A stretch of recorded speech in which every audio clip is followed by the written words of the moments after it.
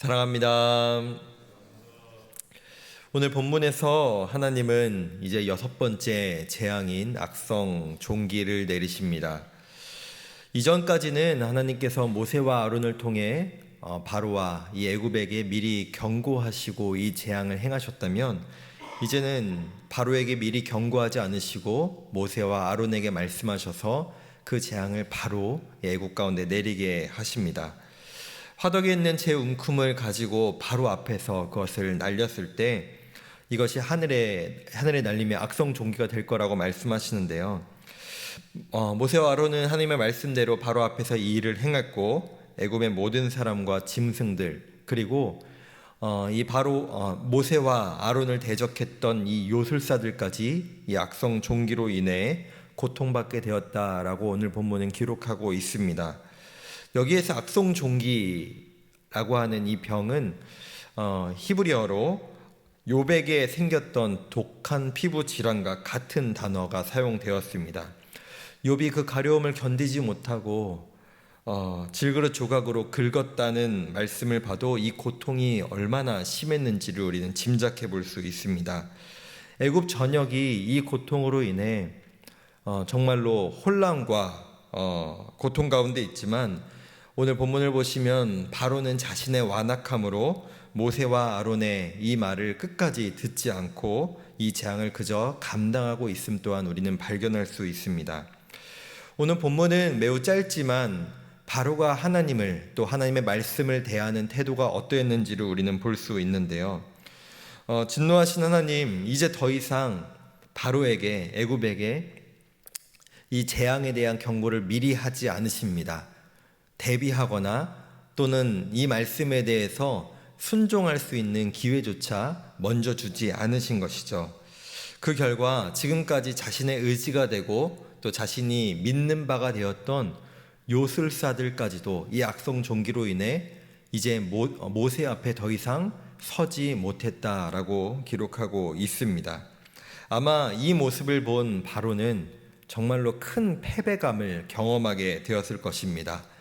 이제 내가 뭔가 대적할 수 있었던 요술사들조차 저 여호와라고 하는 신 앞에 무엇도 할 수 없구나라고 말입니다. 그러나 바로는 꿈쩍도 하지 않습니다. 그 어떤 액션도 취하지 않습니다. 그런데 오늘 이 본문을 살펴보며 이런 생각을 해보게 됩니다. 하나님께서 벌써 6번째 재앙을 내리시는 가운데 있는데, 바로는 하나님의 말씀을 대할 때, 또 하나님을 대할 때 그 어떤 굴복도 순종도 보이지 않습니다. 분명히 하나님의 말씀을 봅니다. 그 하나님의 말씀이 애굽 전역에 그대로 행해짐도 보고 그 능력이 얼마나 크심도 분명히 알고 있습니다. 그럼에도 불구하고 바로는 순종하지 않습니다. 바로는 자신의 자존심을 굽히지 않습니다. 과연 이 모습이 하나님을 믿지 않고 하나님을 인정하지 않는 불신자들에게만 있을까요?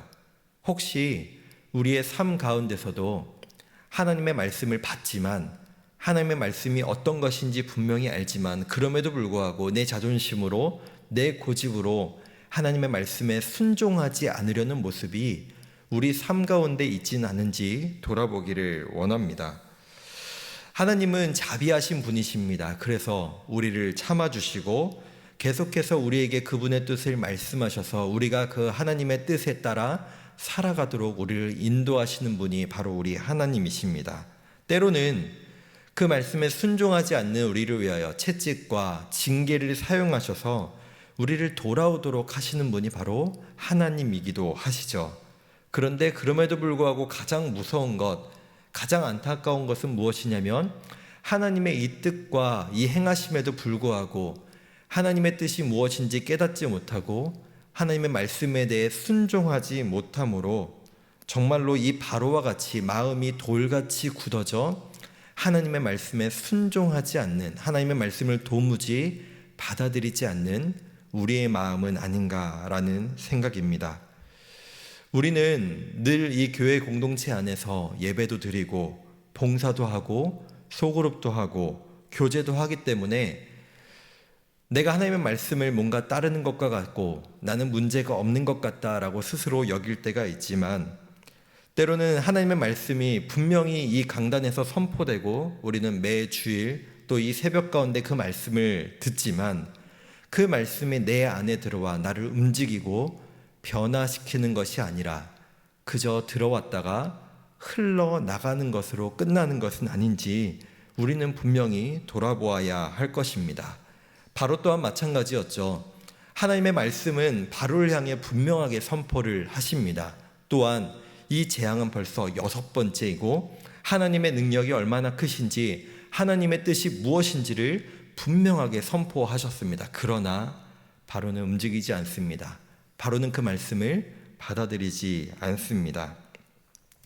우리 안에 있는 죄악과 문제가 무엇인지 발견하지 못하고 아무리 말씀하셔도 그 말씀에 대해 듣지 않고 그저 내 완악함으로 내가 옳다, 내가 맞다라고 여기며 하나님의 말씀을 거부하는 모습이 우리 가운데도 있을 수 있다라는 것입니다. 사랑하는 성도 여러분, 우리는 이 말씀을 받으며 우리는 이것을 분명히 기억해야 할 것입니다. 우리 하나님은 우리를 긍휼히 여겨주시고 우리를 참아주시는 분이기에 우리는 주님의 그 은혜로 말미암아 오늘 하루도 살아낼 수 있는 존재임을 우리는 기억하며 또 감사하며 살아갈 수 있기를 간절히 소망합니다. 저에게 있는 목사라는 직분이 또는 우리에게 있는 중직자라는 직분이 또는 내가 이 교회 생활을 얼마나 오래 했는지에 대한 신앙 연차가 나를 구원하고 나를 살게 하는 것이 아니라 하나님의 은혜가 또 하나님의 말씀에 따라 순종하는 우리의 삶이 우리를 그 은혜 가운데 살아갈 수 있게 함을 우리는 늘 기억해야 할 것입니다. 하나님께서는 그저 이 애굽에 재앙을 내리셔서 그들을 심판하는 것만이 하나님의 목적이 아니셨습니다. 그 하나님의 능력을 행하심으로 애굽에도 또 그분의 백성들에게도 하나님이 누구신지를, 하나님이 어떤 분이신지를, 하나님이 무엇을 행하기를 원하신지를 그 모두가 깨닫기를 원하셨던 것입니다. 말씀을 맺겠습니다. 우리는 언제든지 이 바로의 완악함이 우리 삶 가운데도 나타날 수 있음을 인정하며 출애굽한 백성들도 하나님 앞에 그 완악한 태도를 보였고 선지자들 중에서도 하나님 말씀에 대해 순종하지 않고 자신 뜻대로 살아가는 자가 있었으며 구약 역사 내내 하나님에 대해 불순종의 역사를 보였던 많은 왕들과 많은 백성이 있음을 우리는 알고 있습니다. 그렇기에 우리는 오늘 하루도 하나님 앞에 그분 앞에 완악함으로 대하는 것이 아니라 나를 더욱더 겸손하게 주님 앞에 내려놓고 주님 앞에 말씀 앞에 순종함으로 나아갈 수 있는 저와 우리 모든 성도님들 되기를 간절히 소망하며 축복합니다.